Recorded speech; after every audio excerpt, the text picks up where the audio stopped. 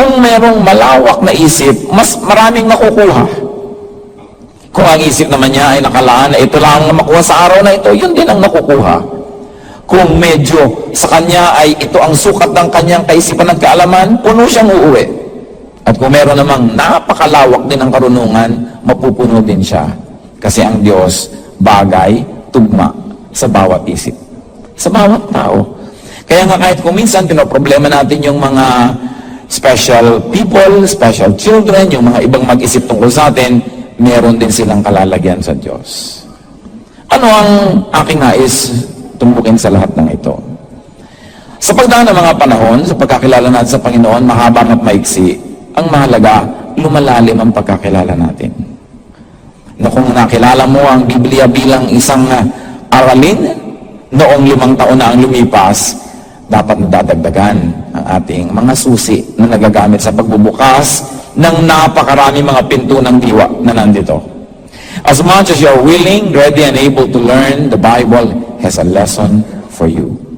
And what is important is for us to graduate to various levels of spirituality and various angles of understanding of the Word of God.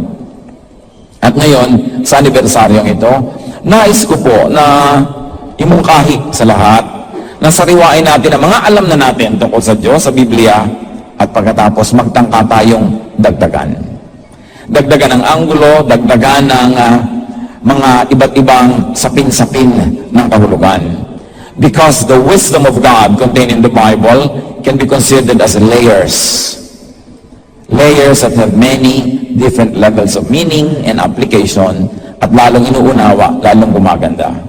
Isa po sa mga basic talaga na katuruan sa Biblia, yung katuruan tungkol sa kaligtasan, katuruan tungkol sa langit o paraiso, katuruan tungkol sa impyerno, katuruan tungkol sa mga gantimpala sa mga anak ng Diyos. At yan ang nais kong pagtunan ngayon, pagtingnan ng pansin yung iba pang mga anggulo of the issues of heaven, of hell, of good works, of the gifts and rewards of God for those who serve Him. Most religious people are focused or fixated on eternity or heaven. They get too focused on the heaven to come that they sadly forget and neglect the heaven that is here and now. Ecclesiastes 3 says, there is a time for everything and a season for every activity under heaven. So there is a time for the usual heaven that we know of, and today I like us to give time for the other heaven. At yan po ang ating pag-aaral. Ama namin sa langit, salamat sapagkat kayo ay Diyos ng karunungan. At kung gaano kami kahanda na makinig sa inyo, ganun karami ang pwede niyong ipaunawa sa amin. Purify us, O God, forgive us our sins, cleanse us from all our iniquities, make us whole, enable us to approach your throne of grace, to dare to look at your face and hold your hand and ask you to speak to us. Palinawin niyo po ang aming isip, palawakin ang aming kayang maunawaan, akayin niyo kami, dalhin niyo kami sa mas malalayo, mas matataas na mga bahagi ng iyong karunungan. At nawa sa pagdaragdag ng mga alam namin mula sa iyong salita, mula sa iyong puso, mula sa iyong tinig. Hindi lang kami matuto, kundi kami magkaroon ng pagbabago ng kalooban, matulad kami sa iyong anak na si Jesus, at matuto kami magmahal sa isa't isa. As we continue to learn more and more from you, O God, may this learning translate into goodness, kindness, and love. We ask you, Father, to be with each one of us. Teach us. In the name of your Son, Jesus, we pray with thanksgiving and gratitude. What is the usual heaven that we know of? Yung madalas nating pinag-aaralan, alam na alam natin yan. It is a heaven that concerns the future. It is in the future. It is eternal life with God and God's people. And what is the usual hell that many of us are afraid of or have gone beyond, and many of us teach that people should avoid? It is a kind of hell that is also in the future, just like the usual heaven, suffering in flames, in pain, etc. Pag sobra tayong nahumaling sa pagtingin dun sa malayo na darating pang langit, o kaya ay pag-iwas lang dun sa darating pang impyerno, kadalasan, hindi natin napapansin yung langit na nandito mismo at hawak natin, at hindi natin natatakasan yung impyerno na kadalasan ay nakasasadlakan ng marami sa atin kahit ngayon pa lang. Fixation on the usual heaven and hell had motivated and even oppressed countless souls throughout the history of religion. Kumisan sa takot na mapunta sa impyerno, wala nang pinaghandaan kundi yun na lang at nakalimutan ng mabuhay here and now. Sapagkat ang Diyos ay Diyos ng kayusan at ibinibigay niya ang kasalukuyan para ito'y tamasahin sa kasalukuyan, hindi rin dapat ubusin ang buong kasalukuyan para lang sa paghahanda sa hinaharap. We must never cheat from today to give to tomorrow. And sometimes over-religiosity can make people steal themselves of their present just to be able to have a better future. Such desire for the future heaven and fear of the future hell had made vast numbers of people neglect their present lives and the other heaven, which we will try to define now. Many people suffer the other hell without noticing it because they think only of the other. So let's talk about the other heaven. Alam na natin yung usual, yung pupuntahan ng mga anak ng Diyos, yung wala nang iiyak doon, wala nang karamdaman, alam na natin yon at yun ay pinaniniwalaan ng lahat na darating pa lang. Napakahalagang bagay ito. At dapat pansinin ang sinabi ng Panginoong Hesus na siyang may akda ng lahat ng buhay at lahat ng uri ng langit. Luke 17:20-21. Once having been asked by the Pharisees when the kingdom of God would come, Jesus replied, "The kingdom of God does not come with your careful observation. Nor will people say, 'Here it is,' or 'There it is,' because the kingdom of God is within you." Matalinghaga. Labag sa nakagawiang kahulugan ang ibinigay ng Panginoon na ideya. Ang nagtanong came from the Pharisees, which of course would represent the religious or religion or the religious system. Sa relihiyon nang galing, sa organized religion and formal religion, yung sobrang pag-iisip sa langit na darating pa. Kaya nandun ang Panginoon, tinatanong ng Pharisees, kailan ba darating ang paghahari ng Diyos? Kailan ba darating ang langit? Kailan ba darating ang paraiso? When? That was the question. Because it was a future event, a future place, a future state.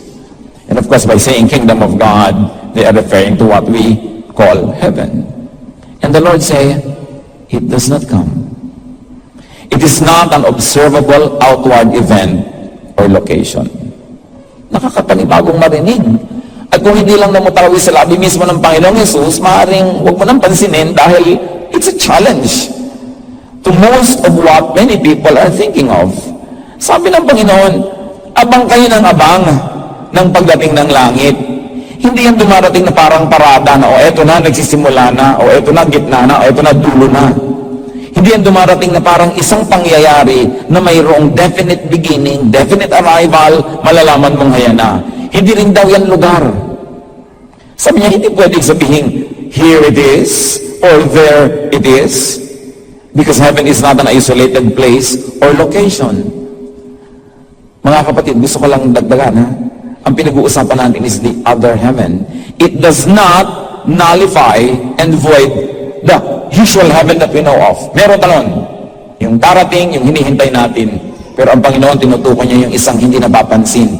Sabi yung isang kaharian na hindi dumarating, parang pwedeng orasan kung kailan darating, hindi yung lugar. The kingdom of heaven, the kingdom of God, sabi niya, is within you. Huwag niyong abangang dumating, nasa inyo na. Huwag kayong bantay ng bantay, hindi niya nalalaman, nando na pala. Parang kumisang pag-ibig, abang ka pa ng abang ng darating, ayan na pala, 3 taon nang bigay ng kape sa'yo, hindi mo lang napapansin, siya pala yun. Kaya sabi ng Panginoon, hindi naman nadadaan sa ganyan yan eh. Wala kayong ginawa kundi maghintay nung darating, hindi niyo napapansin yung nandyan na. Sabi niya, the kingdom of heaven is not an event, it's not a place, it is within you. The kingdom of heaven, therefore, is also in the heart. Nasa puso. It is in the mind. Hindi ibig sabihin in the mind na imagination. Ibig sabihin, nasa pag-iisip. Nasa paraan ng pag-iisip. That heaven is in our values. It's in our aspirations. Heaven is in our activities. Heaven is in our lifestyle. It is in the lifestyle of the people in the present that we should also work for it so that it gets developed. What are the signs and fruits of the other heaven? To emphasize that there is the usual heaven, but that is not our topic now. Alam na natin yun eh. Ang nanineglect yung kapartner nun na heaven. Galatians 5:22-23. But the fruit of the Spirit is love, joy, peace, patience, kindness, goodness, faithfulness, gentleness, and self-control. Against such things, there is no law. Wala daw maaaring makapigil ng ganung mga bagay, walang maaaring humadlang kasi nasa kalooban mo. Kung ang langit ay darating pa lang, sabi ba, hindi, pansin ko, tinitingnan ko palang biyanan ko, alam ko na may impyerno sa lupa. Di ba may mga ganong kumisang mga manugang eh. Makita ko lang yung employer ko, yung mga kasama ko, alam kong buhay na buhay ang impyerno dito sa aking paligid. May katotohanan yung ganon because the salvation, the other salvation, salvation from spiritual and emotional suffering. But sometimes due to selfishness or greed, excessive materialistic and personal attachments, and there's another hell, fear of loss, fear of detachment. Kaya pag natutang umibig, ang kasunod doon, matututo kang matakot kasi baka mawala yung iniibig mo.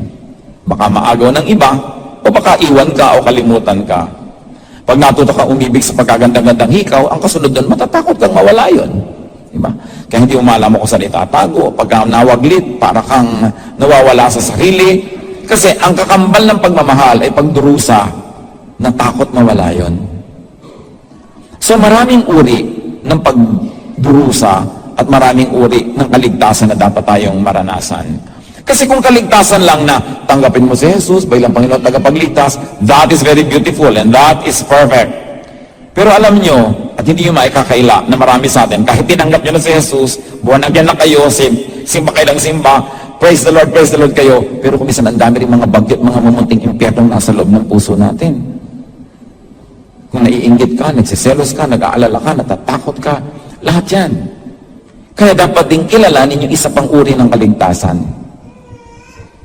Zacchaeus, may ituturo sa atin tungkol dyan. Alam niyo, Zacchaeus, napakayamang chief tax collector. At nung araw, pag sinabing chief tax collector sa Israel, 99.99% mandaraya yun. Kaya sa yung mayaman, sobrang naniningil ng higit sa kailangan. Itinatago niya yung sobra. Ito, chief tax collector pa.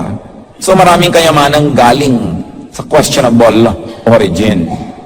Ang Panginoon, nung nagpunta sa kanyang lungsod, kung bakit sa bahay niya tumuloy, siya yung napansin, siya ang pinuntahan, hindi pinuntahan ng Panginoon yung mga religious leaders o doon na nanghali. Sa bahay ni Zacchaeus, nagtaka yung iba, sabi, pumunta siya sa bahay ng makasalanan. Bakit kaya?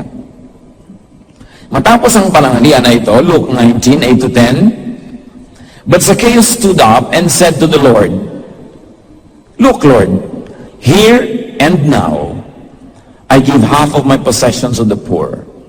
And if I have cheated anybody out of anything, I will pay back 4 times the amount." Jesus said to him, "Today, salvation has come to this house." Pwede natin sabihin, siguro nag-usap sila, nagkaroon ng personal usapan na tinanggap niya Jesus as Savior and Lord. We will not contest that. Pero meron din tayong textual evidence kung anong tinutukoy ng Panginoon na salvation. This man who had stolen from his people, cheated many people, suddenly volunteers to give half of his hard-earned wealth to the poor.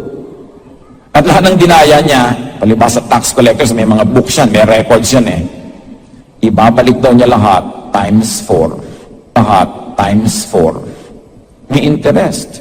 Higit pa sa hinihingi ng batas. Ano yung nangyaring himala? Anong kaligtasan? Bakit sinabi ni Jesus, "Today salvation has come to this house"? Because today, that day, Zacchaeus got saved from greed. Salvation from greed and all its attendant baggage. And that is salvation. That is freedom. That is heaven. Pagka ikaw ay sakim, may kakambal kang impyerno. Kasi laging gusto mong magkaroon, ayaw mong mawalan, at sa pagkakagusto mo magkaroon, dumadami ang kaaway mo, may mga nagdaramdam sa'yo, meron kang nakakalaban, may nakakakompetensya ka, umiimbento ka na impyerno sa buhay mo. At yun ang impyernong hindi darating pa, impyerno ngayon. Kailangan mo rin ng kaligtasan ngayon. Kaligtasan mula sa kasakiman. Sabi ni Lord, today, salvation has come to this house. Dahil naiba yung puso.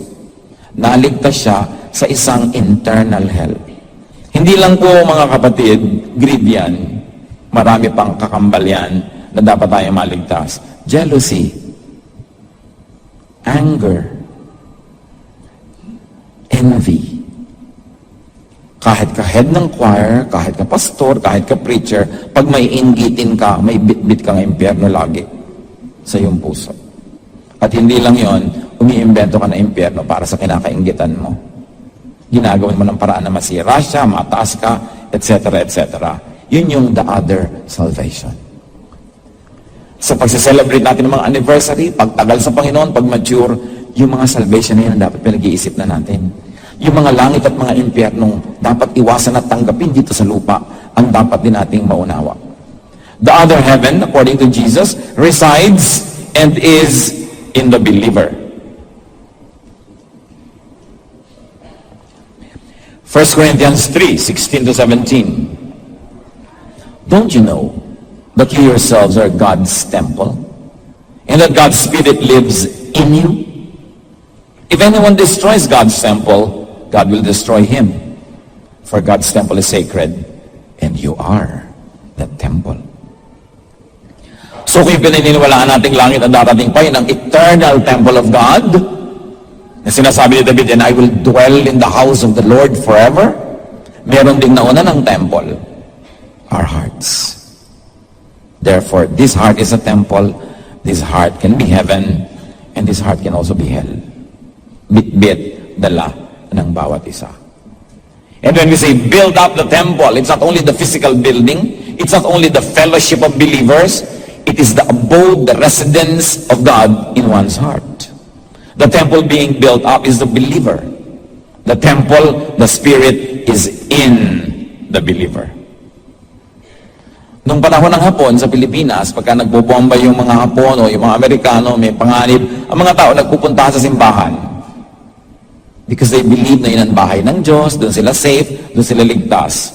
Nakakalungkot, pero marami sa kanila nabigo dahil maraming simbahan ay nabomba rin, nasunog din, o kaya susunugin, pag lumalabas sila at nagtatakbuhan, binabayoneta ng mga Hapon habang lumalabas. So, akala kasi nila yung bahay at templo ng Diyos sa isang building. But God does not live in shrines made by man. The greatness of God cannot be contained in anything that is man-made or made by hands. Pero sabi niya, yung kalooban nyo, yan ang templo ko. Kung gaano kalaki ang nilalagay nating espasyo sa ating puso para sa Diyos, ganun lumalawak yung kaharian niya sa ating puso. Kumisan tayo, o mag-donate tayo para palawakin ang gawain ng Panginoon sa lupa, para palawakin ang kaharian ng Diyos sa lupa, maganda yon. Pero kapatid, dapat natin namang unahin at isipin din, palawakin yung templo niya sa ating kalooban. May templong nandun sa darating pa, may templong nasa labas, yung buong mundo na dapat marating ng salita ng Diyos, at may templong nasa loob. Maraming layers. Alam niyo, ang salita ng Diyos para yung kakanin na sapin-sapin. Maraming layers, pare-parehong masasarap. Pag nakain mo yung isa, pwede na rin naman kung yun lang ang alam mo. Pero kung nakain mo pa yung iba, lalong sumasarap ang iyong karanasan. Kaya dapat yung mga layers ng meaning na appreciate natin. The other heaven means indwelling by the Spirit. Kaya merong kapatiran na, paano ba itong kapatid na ito? Kahit saan siya dumating, parang dala niya ang langit. Diba? Meron din naman, parang dala niya talaga yung impyerno. Kahit kapatid, sa pananalig, ang sungit-sungit, lagi na lang may reklamo, lagi na lamang galit, lagi na lang may dala-dala siyang kaprasong taning sa kanyang puso. Kaya dapat sabihin, aba, hindi lang salvation unto eternity ang kailangan nito, kailangan ng kapatid ang the other salvation. para magkaroon siya nung the other heaven. Because the other hell is self-destruction. The other hell is destruction caused by others, and sometimes even by God. Katulad ng nangyayari kay King Saul, at alam natin yung kwento na yun. The other heaven defines the other treasures in heaven. Alam natin yung the usual treasures in heaven, di ba? Alam natin, nakaturo sa Biblia, pinapaalala sa atin, lahat ng ginagawa mo may gantimpala sa Panginoon, lahat ng yung mga luha, pagtitiis, lahat ng yung mga ambag, hirap, kontribusyon ng pagod, ng iyong mga tinatangkilik, yan ay hindi kakalimutan ng Diyos at may ganti, merong gantimpala. Yan ang alam natin na usual rewards, usual wealth in heaven. These are rewards and crowns for good works on earth. Pero meron pang second reading na dapat nating ma-appreciate sa Matthew 6:19 to 21. Sabi ng Panginoong Jesus, "Do not store up for yourselves treasures on earth, where moth and rust destroy and where thieves break in and steal. But store up for yourselves treasures in heaven, where moth and rust do not destroy and where thieves do not break in and steal. For where your treasure is, there your heart will be also." Anong usual reading? Yung mga pera mo, huwag mo lang ubusin dito. Bumili ka ng Biblia, mag-support ka ng mga work, at yayaman ka sa langit pagdating mo doon. That's a good reading, but that's the usual reading. Pero dahil sapin-sapin ang mga layers, what can be the other reading? Kung susundan natin yung ating mga ideya kanina pa na yung kingdom na isa ay nasa puso, therefore that heaven is here. Pag sinabing, huwag ka lang magpayaman ng mga bagay na panglupa, think about it, na huwag ka lang magpahalaga sa mga bagay na nasa labas ng puso mo. Halimbawa, malaking hikaw, maganda pero nasa labas ng puso mo yan. Magandang kotse, magandang bahay. Halimbawa, maraming award, maraming mga karangalan.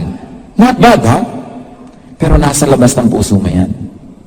Sabi, huwag ka lang dun magpayaman kasi pwedeng manakaw yan eh. Di ba totoo? Nananakaw naman talaga lahat ng binanggit natin eh. Pero sabi niya, mag-ipon ka ng kayamanan sa langit. Ngayon, kung ang reading natin ng langit is your heart. Therefore, ang kayamanin mo rin, heart mo. The other treasure is any inner, non-material wealth, like peace and love.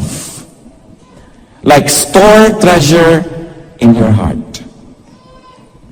Read it another way, make your heart rich in peace and love. Iba yung pinag-uusapan natin na Galatians 5:22 to 23, love and peace. No one can steal that because that is within. That is non-material, it is invisible, and intangible. Anything and any deed that works against inner peace and love is not a treasure. It contradicts heaven in the heart. And this is where deception rules. Nadadaya tayo. Kahit magalit ka sa akin, dadayain kita sa negosyo para makabili ako ng lupa. Kailangan ko eh. Nagpayaman ka sa labas, pinahirap mo yung loob mo, may nagalit sa'yo, at kahit hindi mo tanggapin, meron kang guilt, meron kang hirap ng loob, habang pinapayaman mo yung labas, pinapahirap mo yung loob. Meron kang gustong agawin, asawa ng may asawa. Di ba? Gusto mong agawin dahil gusto mo. Pinayaman mo yung labas mo. Nagkaroon ka ng pleasure, nagkaroon ka ng enjoyment, pero pinaghihirap mo yung loob mo. Kaya sinasabi, ang payamanin mo yung loob, huwag yung labas. Kasi yung nasa labas, nananakaw, naluluma. Work for what builds up your personal and inner heaven. Yung gather for yourself treasures in heaven means treasures inside the heart. Itatanong natin ngayon, pag meron tayong gustong bilhin, meron tayong gustong kamtin, kunin, maging atin, will this be an inner treasure? Will this be a spiritual and a heavenly treasure? Or will this only be a liability? Will this bring me enemies? Pag ang sagot yes, hindi yan treasure in heaven. Hindi yan treasure in the heart. Because it will bring you enemies. Kaya ang Panginoon, ang gusto niya lagi, make peace. May gustong kumuha ng jacket mo, ibigay mo na rin pati sando mo. O, masaya ka. Gusto mo yung pang iba, ibibigay ko pa sa'yo. O, hindi ka nagalit ngayon sa akin, tahimik ako. Okay, nawalan ako ng damit ko, pero hindi ka naman nagagalit sa akin. Ang point lang dito ni Lord, kung mamimili ka lang, huwag nyo lang ipamigay lahat. No? Ibig sabihin lang, kung mamimili ka, ikakalapit o ikakaloob na kakalayo sa akin ng kapwa ko, yun na lang ikakalapit ng loob niya ang gagawin ko. Kahit hindi ako yumaman outwardly. Kahit hindi ako yung nanaig, hindi ako yung nanalo, hindi ako yung nagkaroon ng ganitong bagay, pero at least, hindi ako nagkaroon ng kaaway o naging kaibigan pa kita. Anong pinayaman mo? Yung loob mo. Pag meron kang pasya, itatanong mo, will this bring me strife or struggle?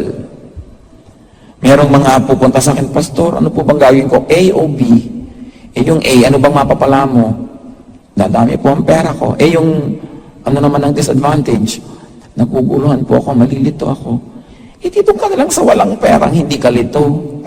Kasi kahit man marami kang pera, nalilito ka rin eh. Diba?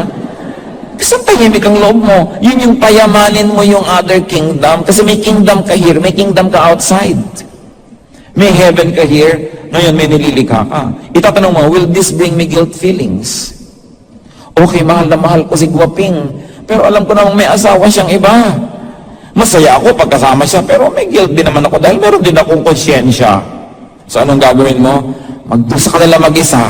Tahimik naman ang loob mo. Pinayayaman mo yung puso mo kaysa yung nasa labas. Kasi kung iiwan niya yung asawa niya para sa'yo, malayo mag-iwan ka rin niya para sa iba. Mauulit lang sa'yo yung ginawa mo sa kanyang iniwan. Ma'am niya, ikaw naman yung naiwan, iiyak-iyak ka, nakatingin ka sa lumulubog na araw. Kasi sabi ng Panginoon, kung mamimili kayo sa dalawang titiisin, ang tiisin nyo na yung mas nagbibigay sa inyo ng kapayapaan. Make your heart rich. Gather for yourself treasures in heaven. You ask yourself, will this bring me trouble? Will this be difficult to maintain? Merong mga magsasabi, Pastor, gusto ko bumili ng mahal na kotse. Talagang pangarap ko yan. O di ang mahal, ano ngayon ang gagawin mo pagka may baha, may bagyo, at hindi mo gagamitin? Diba? Ano ngayon ang gagawin mo pagka ipaparada mo kung saan-saan, hindi ka matahimik? Ngayon iniisip mo, baka makarnap. Bumili ka na lang segunda mano, tahimik pa loob mo. Makakarating ka rin naman from point A to point B. Pero pinayaman mo yung loob mo, hindi yung labas. Biruin mo, bibili ka ng kotse, tas aalagaan mo. Ikaw ngayon ang nagkaroon ng amo. Wala kang ginawa kundi linisin ang linisin, kuskusin ang kuskusin. Yung asawa mo na hindi mo mahiluran, pero yung kotse talagang hilod ka ng hilod. Sabi ngayon nila, anong napala mo? Hindi ka yumaman. Yumaman ka lang sa labas, pero yung kayamanan mo, naluluma, nananakaw. Hindi sa loob. Kung minsan, meron tayong pera, gusto natin kasi sa sarili, pero nung ibigay mo sa iyong kapwa, yung pag-ibig niya, o kung hindi ka man niya ibigin o tanawan ng utang na loob, yung kapayapaan mo, kaligayahan mo, hindi kayang bilhin ng pera. Kaya sa may pangangailangan ng kapwa mo, nagmanhid-manhidang ka dyan, nagtengang kawali ka, dahil gusto mong pasasain ang sarili mo dun sa pera, pero ang totoo, hirap din naman yung loob mo. Bakit ka umiimbento ng hell? Pero pwede ka namang gumawa ng langit. So you ask yourself, will this bring me stress and fatigue? Will this bring me worry? Bakit mo kailangan bumili ng teleponong merong folding bed sa loob? Hindi ka naman hihiga. Hindi pa ba tama yung nakakatawag ka, nakaka-text pa? Bakit kailangan kira marami pang gawin? Takaw-nakaw tuloy yung phone mo, at kung ano-ano tuloy nangyayari. But why not simplify? Yun ang point ni Lord. Gather for yourselves treasures in heaven. This is your heaven. You ask yourself, will this bring me fear? If it will bring you fear, don't bother. Kahit anong yaman mo, kahit anong ganda mo, pag yung may takot ka sa puso, baliwala lahat. At papangit ka rin kasunod. Kasi hindi yun naiiwasan. So, pangalawang reading ng treasure in heaven. Always treat your heart as a piece of heaven. Gather treasures there, not outside. Ngayon, kung binibigyan ka ng Panginoon ng treasures inside and outside, hindi mo ibinebenta o isinasangla ang kaluluwa mo para magkaroon ka ng treasures outside, hindi ka nang lalamang, hindi ka nang aaway, edi tanggapin mo rin as double blessing from God. But if it will bring you trouble and guilt, if it will alienate people from you, it's not worth it. Enrich yourself in your heavenly side. The other heaven is a spiritually full and abundant life. John 10:10, the Lord says, the thief comes only to steal and kill and destroy. I have come that they may have life and have it to the full. How could one be full or abundant in this impoverished state of being? By being born again. Ito na naman yung born again na yan. May layers of meaning din yan, mga kapatid. John 3:3, in reply, Jesus declared, I tell you the truth, no one can see the kingdom of God unless he is born again. Siyempre, tayo sa bulwagang ito nagkakasundo-sundo. What does it mean to be born again? Tanggapin mong makasalanan ka, buksan mo ang iyong puso kay Jesus, humingi ka ng tawad, tanggapin mo siya bilang Panginoon, tagapagligtas, born again ka. Yes, a very, very sound reading of it. But there's also a second layer to that. The changing of one's mind about life here and now. No one can experience heaven on earth unless he changes his point of view, his values, his way of thinking. Pag nagbago ang iyong isip, born again din yun. Sabi ng iba, hunos dili. Diba? Pagbabagong loob. Yun talaga ang technical meaning eh. Kaya pag magtuturo tayo ng salvation, Lola, kailangan niyo pong may panganak na muli. Ano yun? Diba? Mag-aaway kayo ng lola mo. Ano kayo papanganak na muli? Katulad ni Nicodemus. Samantalang kung sasabihin mo sa Tagalog, sabi lang, Lola, kailangan po kayo magbagong loob. Understood, pasok, hiyang, walang pagtatalo, yun din yun. Pagbabagong loob. Kailangan po kayong maghunos dili. Hindi na natin pinagagamit kasi yung hunos eh. Yung ahas pag nagpapalit ng balat, naghuhunos. Ibig sabihin. So dili, pag-iisip. Pagpapalit ng paraan ng pag-iisip. Kasi kung nag-born again ka, hallelujah, hallelujah ka, pero hindi na iba ang pagtakbo ng utak mo, ang totoo, wala kang born again experience, akala mo lang. Pero kung nagkaroon ka ng pagpapalit ng isip, kahit wala ka ng technical and formal words, alam mo na iba ka. At sinasabi ni Paul sa Romans 12:2, Do not conform any longer to the pattern of this world, but be transformed by the renewing of your mind. Pagbabago ng isip, di ba? Then you will be able to test and approve what God's will is, His good, pleasing, and perfect will. So yung kaligtasan, yung salvation, yung born again, hindi lang yung formal procedure na ginagawa ng relihiyon. Dapat mapatunayan namang nangyari yon dahil na iba ang iyong pag-iisip. Tulad ng kung papayamanin mo yung labas, yung material, at the expense of the inner and spiritual side of you, yung loob ang papayamanin mo. Nagbago na isip mo. Totoo nga, nag-born again ka. Pero kahit nasabihin mong nag-born again ako noong April 24, 1999, umuulan-ulan pa noon, etc., etc., pero walang naiba sa pag-iisip mo. Mag-isip-isip ka, kapatid, kung totoong may naranasan ka, o baka akala mo lang. To be born again is to change the way you think. Not only to change religious affiliation. Yung mga tao, lumipat pa sa ibang relihiyon, sa ibang pananalig. Ganon din naman yung ugali, walang naiba. Wala tuloy humahang ang kamag-anak. Sabi, yan ba born again? Nasusumbatan ka lang dahil wala namang nakitang pagbabago. Kasi kahit yung mga taong hindi nagbo-born again na tumatanggap sa Panginoon, alam nila na pag tinanggap ang Panginoon, may mangyayari dapat pagbabago sa iyo. Kahit hindi sila nagbabasa ng Biblia. In fact, yan nga mga yan na naghahanap ng ganung pagbabago eh. Kaya yan ang number 1 uusig sa iyo. Pag laki-laki ng Biblia mo, hindi mo mabuhat. Tapos yung ugali mo, ganun pa rin. Change the way you think. Change the way you act and live. And you will enjoy heaven in your heart. So ano yun? Imbes palitan mo yung hindi mo mapalitan, tinanggap mo sa puso mo, pumayapa ka. Heaven. It's the way you think. The other heaven points to the other hell. So maraming laging may other, lagi kasing may dichotomy. No? Kung merong usual heaven, meron tayo ngayong the other heaven. Merong usual salvation, may the other salvation. Merong usual hell, merong other hell. Isang halimbawa, 1 Samuel 16, 15 to 16. Saul's attendant said to him, See, an evil spirit from God is tormenting you. Let our Lord command his servants here to search for someone who can play the harp. He will play when the evil spirit from God comes upon you, you will feel better. Alam natin ang kasaysayan. Saul was made king. He was anointed by God to be the first formal king of Israel. Pero siya ay kinain ng selos niya kay David, siya ay na-corrupt, siya ay nagalit, kung ano-ano natuloy ang nangyaring magulo sa kanyang buhay. Naliligalig siya. Pag sinusumpong siya nung kanyang paggaligalig, walang makapagbigay sa kanya ng aliw o kapayapaan. Sabi ng iba, daig pa niyan yung mga problemadong psychiatric cases. Nakakakita siya, nag-hallucinate, hindi makatulog, natatakot, kinakabahan, hindi mapakali. Ewan ko kami nakakaranas sa inyo nito. I wish not, and I pray no one. But in case nakakaranas kayo ng ganito, times 10, si Saul yun. Nababalisa, natatakot, nagigising sa magdamag.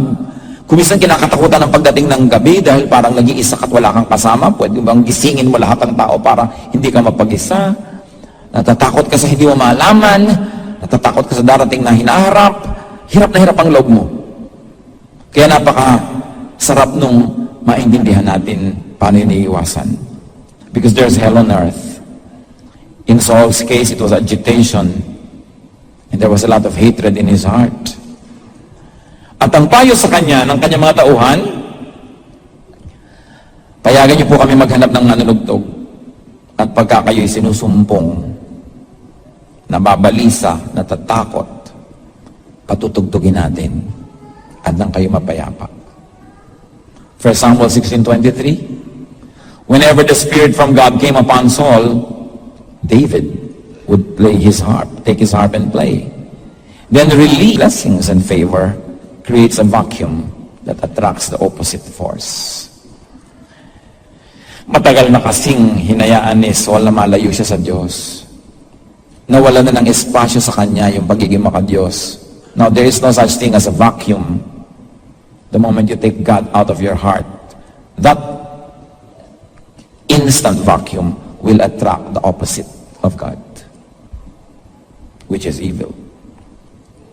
What are the signs that a person has hell on earth? Lack of inner peace, trouble, agitation, fear, worldliness. And I don't mean only sexually or materially, but it is selfishness, jealousy, a quarrelsome spirit. 1 Corinthians 3:3, you are still worldly. For since there is jealousy and quarreling among you, are you not worldly? Are you not acting like mere men? Parang ordinaryo lang kayong tao sabi niya ganon. Away kayo ng away dyan, silusan kayo ng silusan, bangayan kayo ng bangayan. Parang mga ordinaryong tao lang kayo. Anong ibig sabihin ni Paul? Inaasahan, kung nasa Panginoon ka, hindi ka lang ordinaryong tao. Hindi ka lang nag-aabang ng langit na darating, may langit ka na dito pa lang. Hindi mo lang iniiwasan yung impyernong mabulid ka dun forever, iniiwasan mo rin yung impyerno ng pang-araw-araw na buhay. Maraming kahulugan. Masarap halukayan ng Biblia. Parang halo-halo yan habang lumalalim, lalong sumasarap. Ngayon meron man 7 taon na sa Lord, nandun pa lang sa ibabaw sa leche plan. Hindi na umalis-alis doon. Akala niya yun na lang. Pero marami pang malalaman, marami pang mahuhukay dahil hindi natin kayang ubusin ng Diyos. Hindi mo kayang ubusin ang pwede niyang ibigay, pero may uhaw ka ba? At meron ba tayong kahandaan na tanggapin? Kumisan yung mga katuruan at pagbabasa niyan, nasalungat sa dati na nating nalaman. Pero hindi naman ibig sabihin ng salungat, kalaban Kumisan, yung isip lang natin ang umiimbento ng pagsasalungat kasi hindi pa natin ma-resolve. But it will resolve in a higher level of understanding and believing. So this anniversary, any reflection on our spirituality, work for the usual salvation, yours and that of others. That is good. But also work for the other salvation. Work for the other heaven. Lalo kung sure na kayo sa inyong pananalig na meron na kayong salvation at heaven in the future, atupagin niyo mga kapatid yung salvation and heaven now. And drive away those remnants of hell that try to have a footprint and a foothold in our hearts. Sabi ni Solomon, enjoy life. Go simple. Avoid vexations. They are meaningless and worthless. Sabi ni Solomon, gusto mong yumaman? Papunta ka pa lang, nakailang balik na ako, pauwi na ako. Sinasabi ko sa'yo, wala yan. Gusto mong magkamal ng kung ano-ano, maging makapangyarihan? May makapangyarihan pa ba kaysa sa akin, ako na nga yung hari. So sinasabi ko sa'yo, wala yan. Gusto mong magkaroon ng maraming asawa? Naku, hindi ba ako kayang tapatan? Libo-libo. Legal lahat. Sabi niya, hari yata ako. Hindi rin yun. Gusto mo ng mga project? Mag-green revolution ka? Magtayo ka ng mga ganito? Magtayo ka ng mga building? Hindi rin yun eh. Kaya alam niyo kung ano mahalaga. Kung may asawa kang ganon, enjoy your life with your wife or your husband or your partner. May kinakain ka, enjoyan mo. Matutulog ka, sarapan mong tulog mo.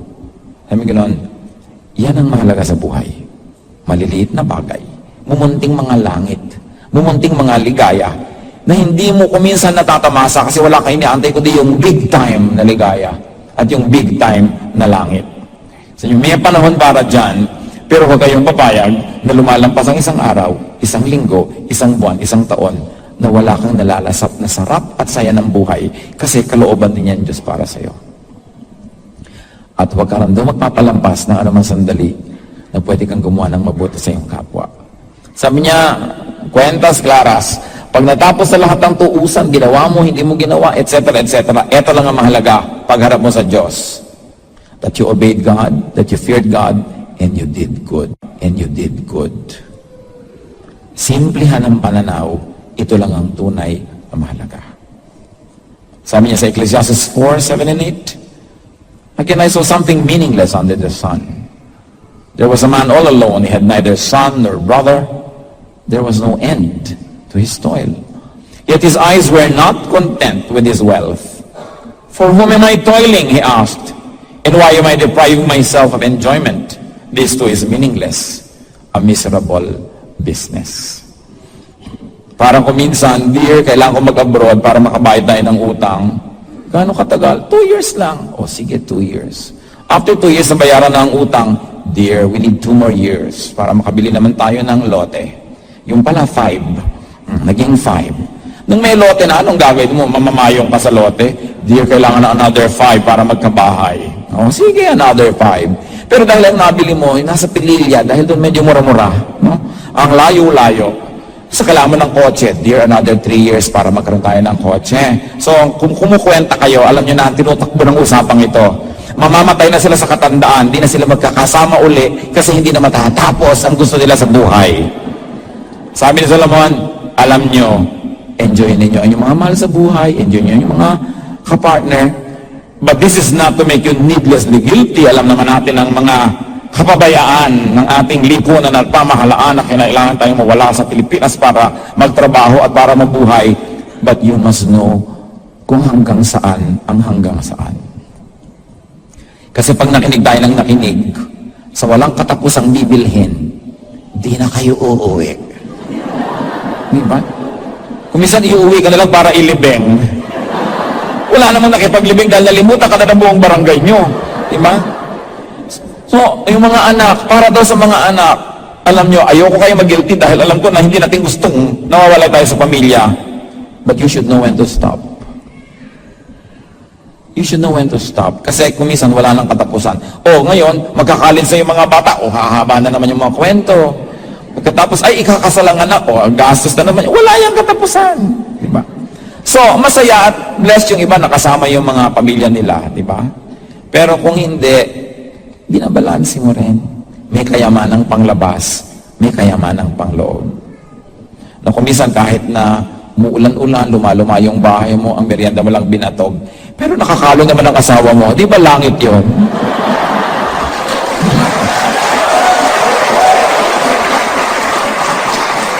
So mga kapatid, tayong mga anak ng Diyos, may kapangyarihan ng Espiritu niya para mag-isip at para umimbento, lumikha ng langit sa lupa. Hindi masama na asamin yung langit na darating pa. Pero kung minsan, parang opium yun ng relihiyon, pangbangag. panglasing, para huwag ng pansinin ng mga hirap sa buhay at wala ka nang gawin, sasabihin lang di bali sa kabilang buhay. Kung gusto ka na ng Diyos, sabagay Diyos sa kabilang buhay, bakit di ka pa diyakunin? Nandito ka pa dahil gusto pa ng Panginoon pagpalain ka dito. Maranasan mo yung langit sa kabila at langit din dito. Huwag tayong padaya. Sometimes it is religion that ties us down to that mindset that only eternity is important, that we neglect the here and now. Harap na ang totoo, kung abutan natin, problema lang naman. Reviewin natin. Kung may anniversary, nireview natin yung mga ministries, reviewin din natin yung personal na buhay. Bakit nga ba ako nabubuhay? Para ano ba mga ginagawa ko?